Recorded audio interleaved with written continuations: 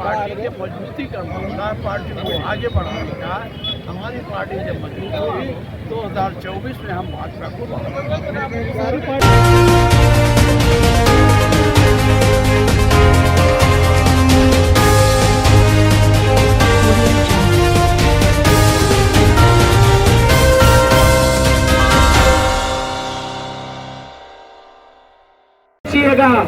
कि आपका ये बेटा नहीं बोल पाया, आपका ये बच्चा अपने बीच में बात नहीं रख पाया। मेरे ख्याल से 1 या 1.5 मिनट का समय और बाकी है। मैं आपसे ये वादा कर रहा हूँ कि आपका बेटा आपके सुख में, आपके दुख में हमेशा खड़ा मिलेगा।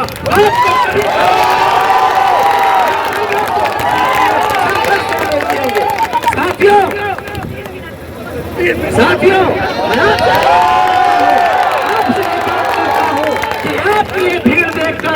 आपके जन समर्थन को देखकर यहाँ पे हो सकता है लोग किसी तरह की और बातें करें। आपको संयम से आपको उसका मुकाबला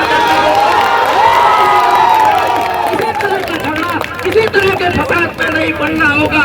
आप इनसे सावधान रहे, यही आपकी जीत है, यही आपकी जीत है। आप इसमें उलझ गए, आप अगर इसमें उलझ गए तो आप अपने मकसद में कामयाब हो जाएंगे। और ये आपको जो आपकी एकता है इसको दिखा देंगे। साथियों, अगर आपको कोई 2 गाली दे दे, 2 बात कर दे, मेरी वजह से आप उस बात को सहन कर लीजिएगा। अगर थूक देगा, कुछ भी कर देगा, आप अपने कपड़े को छाड़ देना और निकल जाना। ऐसा लगेगा कि आपको किसी ने कुछ नहीं कहा, इसी में आपकी जीत है। अपनी बात खत्म करता हूँ और आप लोग संयम से आप लोग ये मार्केट छोड़ दीजिए और गांव में जाकर समाजवादी पार्टी की प्रत्याशी के लिए वोट। आप लोग सारे लोग समाज बाजार छोड़ दें, अपने अपने घर में जाएं।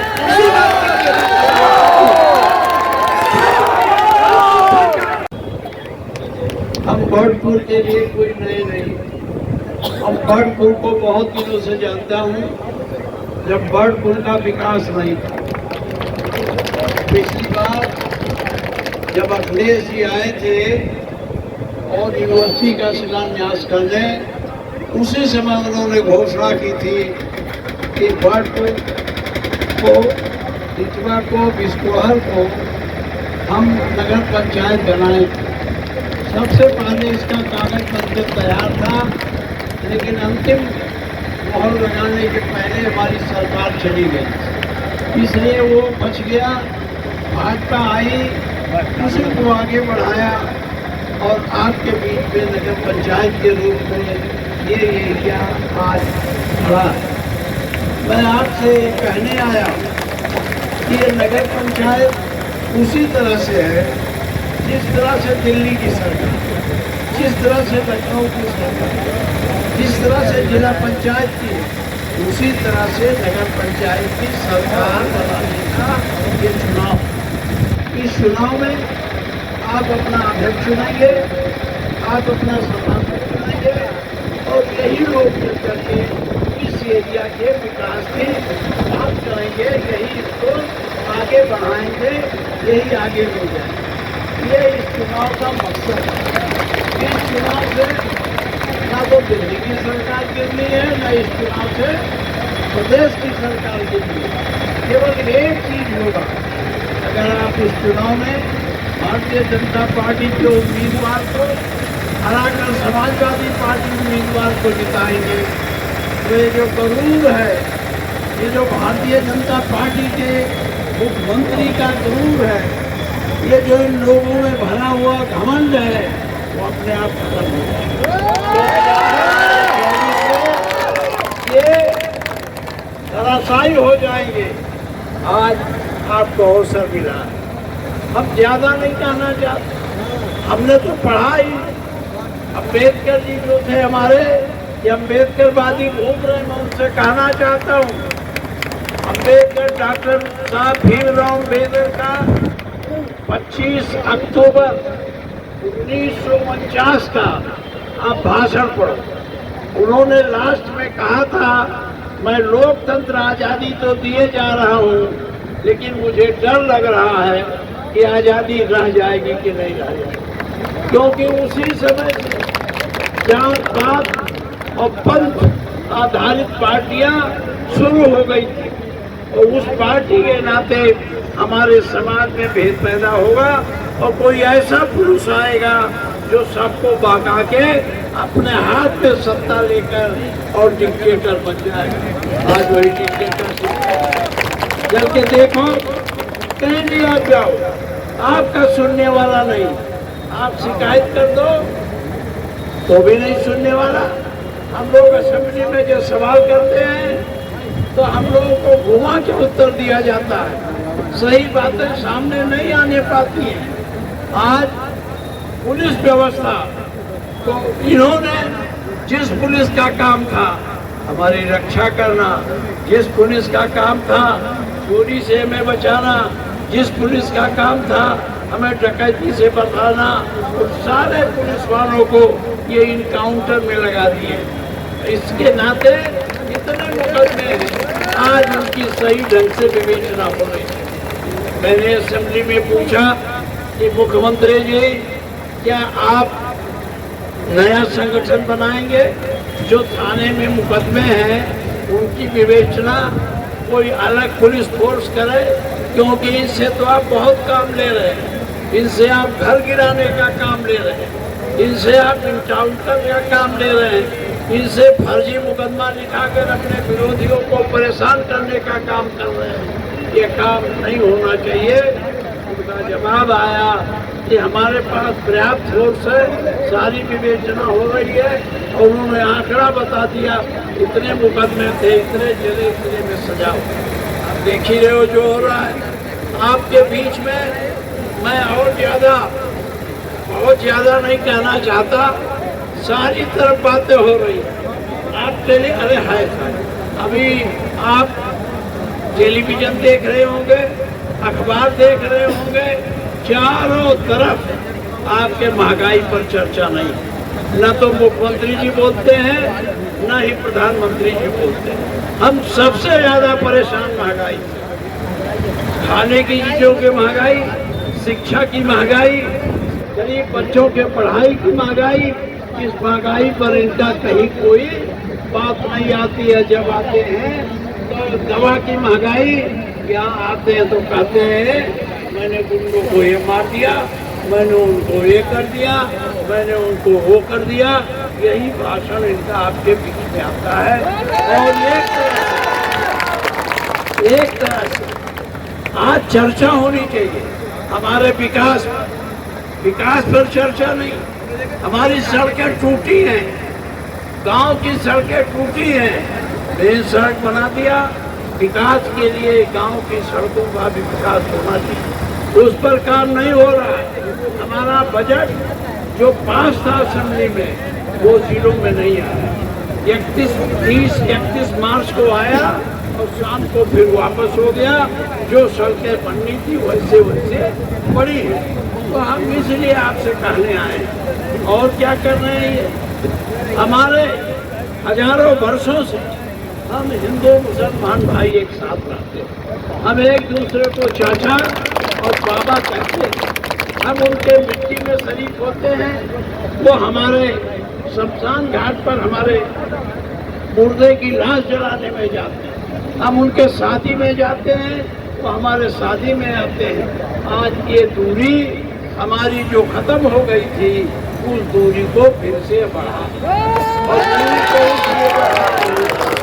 दूरी को इस तरह बढ़ा रहे हैं जिससे हमारे गरीब हिंदू भाई जो हैं उनके अधिकारों को छीन सकें और डिक्टेटर बन जाए, क्योंकि इन्हीं के बराबर इनकी सरकार बनती है।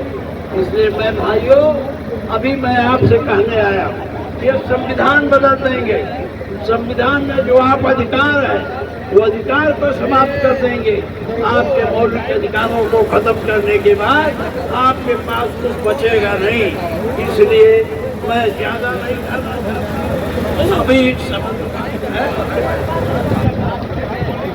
अच्छा भाइयों, आपको इस पे सोचना।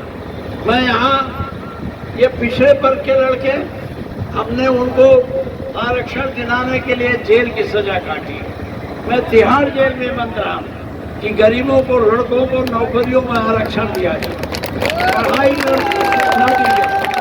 लेकिन आज उस सुविधा को भी खत्म करने की तैयारी संविधान को बदल करके करना चाहते हैं। और एक चीज खतरा है, वो खतरा है ये लोकतांत्रिक तरीके से तानाशाही आ जाएगी। और अगर तानाशाही आ जाएगी तो आपका ना अधिकार रहेगा, ना आप बोल पाओगे, ना आप अपने खेत के लिए लड़ पाओगे, ना आप अपने घर के लिए लड़ पाओगे। इसलिए मैं आपसे कहना चाहता हूँ कि आप इस चुनाव में हमारे समाजवादी पार्टी के उम्मीदवार को बिना भेदभाव के आप जय हिंद, जय भारत, जय समाज। बहुत बहुत धन्यवाद। मैं हमारे नेता, निषादों के नेता हमारे बीच में दौलेशन निषाद है। मैं उनसे निवेदन करना चाहता हूँ कि आए अपनी बातों को 1 मिनट में खत्म करने का काम करेंगे। तालिए श्री दौलेशन निषाद जी। दौलेशन निषाद अखिलेश यादव जिंदाबाद, दौलेशन निषाद मानवता पांडे जिंदाबाद, जिंदाबाद।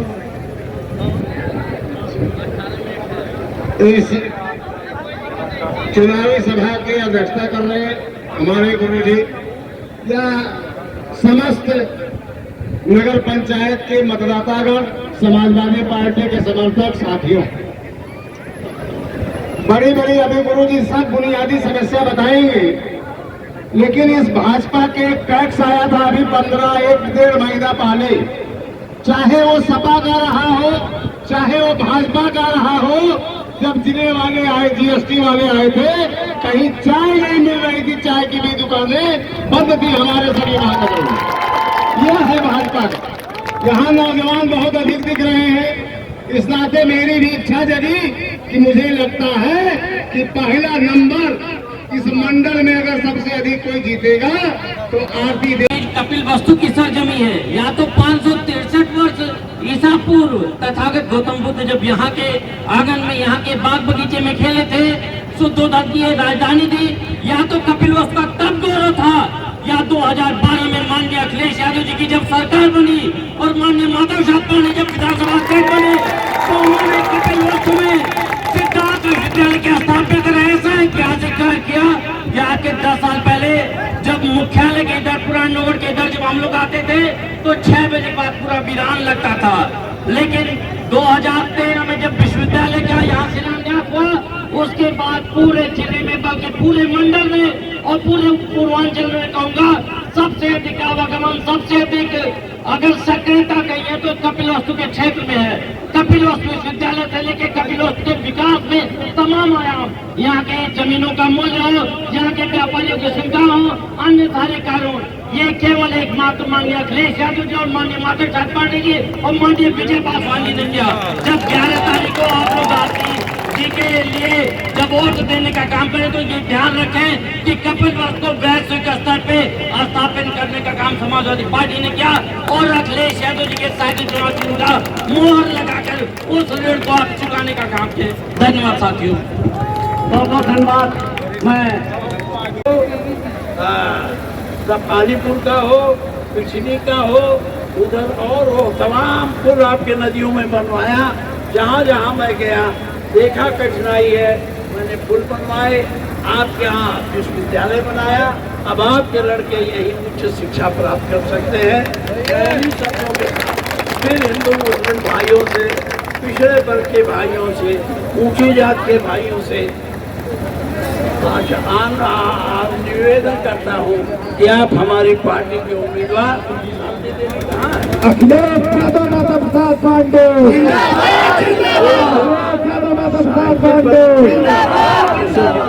विजय पासवान माता प्रसाद पांडे। चूंकि समय खत्म, नेतृत्व है वो निकाल के चुनाव में जिस तरह से आ रहा है, तो क्या ये 2024 में होता तो इस तरह की अहमियत न? ऐसा नहीं। अब तो ये चुनाव स्थानीय निकाय भी महत्वपूर्ण हो और अब संसाधन बढ़ गए। हमारे संसाधन नहीं होते, अब संसाधन है तो लोग सबके बीच में जाते हैं। हमारे मुख्यमंत्री जी तो घर दौड़ते हैं, अखिलेश जी भी दौड़ते हैं, हम लोग भी दौड़ते हैं, जनसंपर्क करते हैं। कोई 224 का ही नहीं, ये तो पार्टी की मजबूती का मामला है, पार्टी को आगे बढ़ाने का। हमारी पार्टी जब मजबूत हुई 2024 में हम भाजपा को सारी पार्टियां एक चीज देखने में आ रही है, बात तो करती हैं कि हम विकास के मुद्दों पे चुनाव लड़ेंगे, लेकिन आखिर में वो जातिगत की बात आई जाती है। इस चुनाव में भी ये चीज देखने को मिल रहा है। हर पार्टी जातिगत बात नहीं करते हैं, जय श्री राम का नारा लगाइए, निकाल जैसे गोरख से पीट करके जाति योगी आदित्यनाथ जी महाराज जब सिद्धार्थनगर में आए थे